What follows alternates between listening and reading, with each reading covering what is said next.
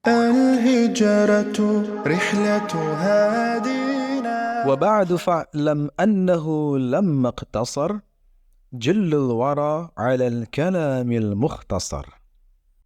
Adapun sesudah itu, maka ketahuilah bahwasanya tatkala mayoritas orang membatasi diri pada ucapan yang ringkas, di segmen kajian mendalam ini kita membahas dua topik saja. Pertama kita dalami terkait dengan wa ba'du, kemudian kita dalami terkait dengan mukhtasar. Kata ba'du itu adalah kalimatun yu'ta biha lil intiqali min gharadin ila gharadin. Yakni kata yang disebutkan untuk berpindah dari satu topik ke topik yang lainnya. Makanya kalau dalam bahasan balaghah, para sastrawan itu menggunakan amma ba'du ini setelah muqaddimah. Kalau Rasulullah setelah memuji Allah biasanya, baru kemudian beliau akan mengucapkan amma ba'du atau wa ba'du.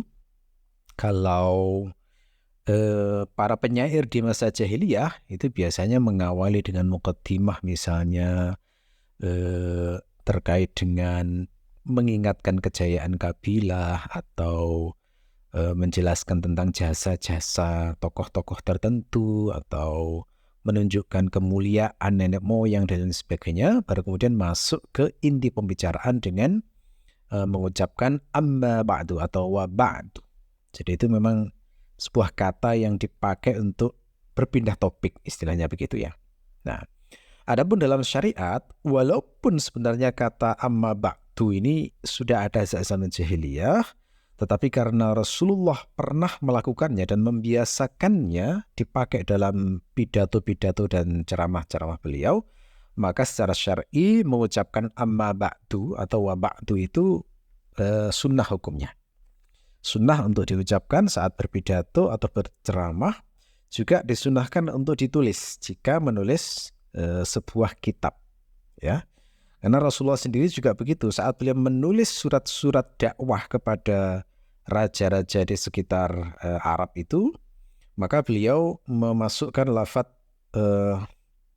wa ba'du ini atau amma ba'du ini. Misalnya ya, saya kasih contoh, ada dalam Sahih Al-Bukhari, surat Rasulullah yang dikirimkan ke Heraklius. Saya bacakan lafadznya ya, yang mengandung makna amma ba'du. Jadi lafadznya begini.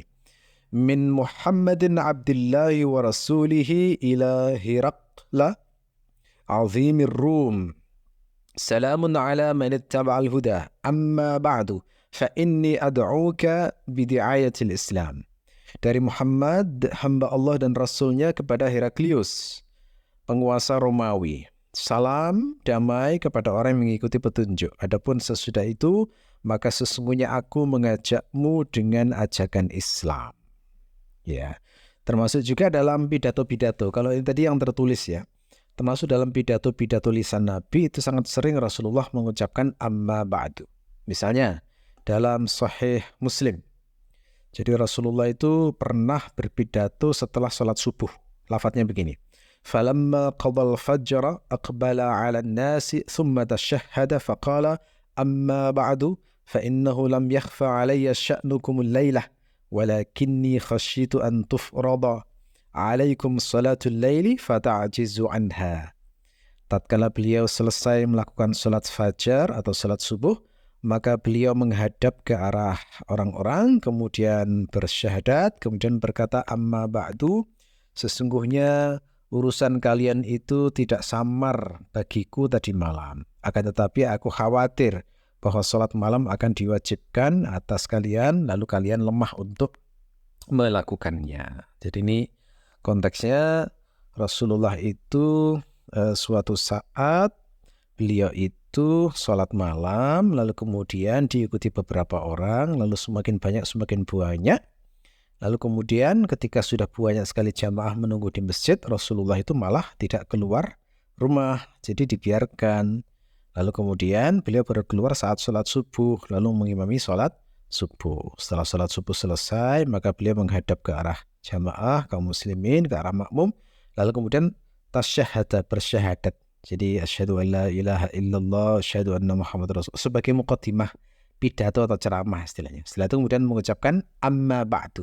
Ya, setelah itu kemudian masuk ke pembicaraan inti di mana sebenarnya Rasulullah itu tahu kalau sahabat itu menunggu untuk diimami Rasulullah sholat malam. Tapi justru Rasulullah menolak untuk mengimami. Kenapa?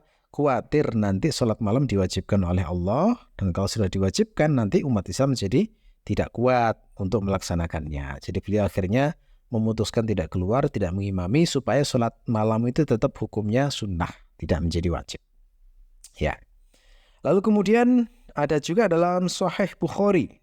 Ini konteksnya adalah saat sholat gerhana. Lafadznya begini. Fansarafa Rasulullah sallallahu alaihi wasallam wa qad tajallat asy-syamsu fa khataba an-nas wa hamidallah bima huwa ahluhu thumma qala amma ba'du.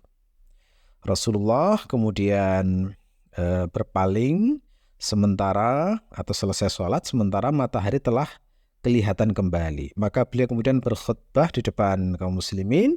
Beliau memuji Allah dengan pujian yang layak baginya. Kemudian beliau bersabda amma ba'du.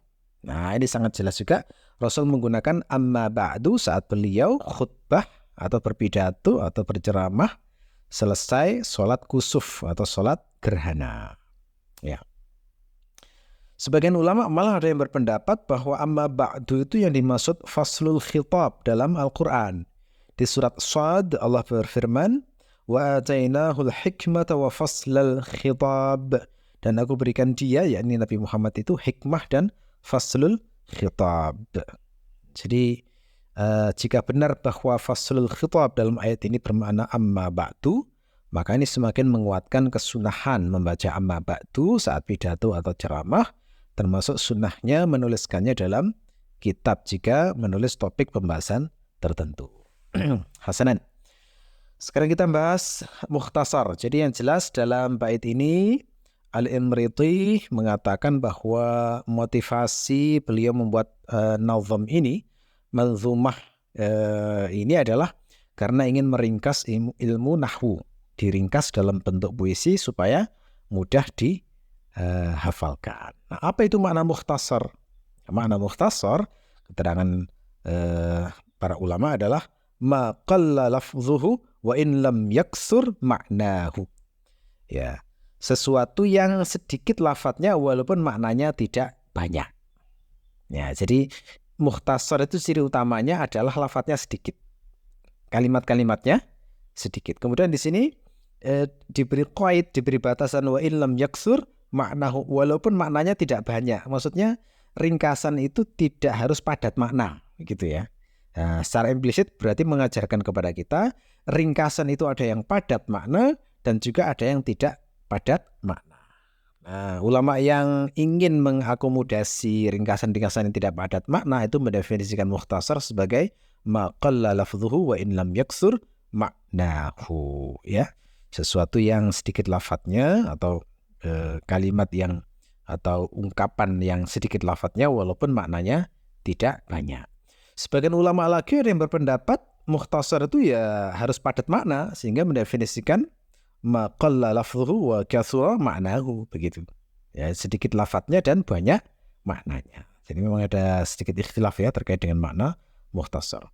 Ada pula yang mengungkapkan dengan redaksi lain, mukhtasar itu adalah al-qalilul mabna al-kathirul ma'na. Nah, ini semakna dengan yang sebelumnya saya sampaikan. Jadi mukhtasar itu sedikit bangunan fisik kalimatnya tapi banyak maknanya alias padat makna. Ya, mukhtasar itu lawannya adalah mabsut. Mabsut itu apa? Ma kathura lafdhuhu wa ma'nahu. Jadi sesuatu yang banyak lafadznya dan maknanya. Jadi kalimatnya panjang lebar tapi juga sekaligus padat makna. Itu dinamakan mabsut. Selama masih ada kata-kata yang bermakna dan berguna maka dinamakan mabsut. Tapi kalau banyak kata-kata yang enggak bermakna, artinya hanya kembangan-kembangan saja, itu malah merusak kefasihan. Istilahnya haswun.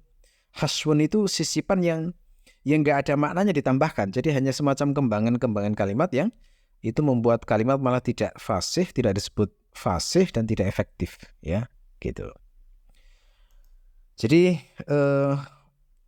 ketika dikatakan bahwa Al-Imriti itu ingin membuat ringkasan ilmu nahwu, berarti beliau bermaksud untuk menyusun sebuah redaksi kalimat yang sedikit kuantitasnya, tapi padat makna sehingga sudah cukup untuk meringkas semua ilmu nahwu, sehingga orang nanti mudah untuk menghafalkan.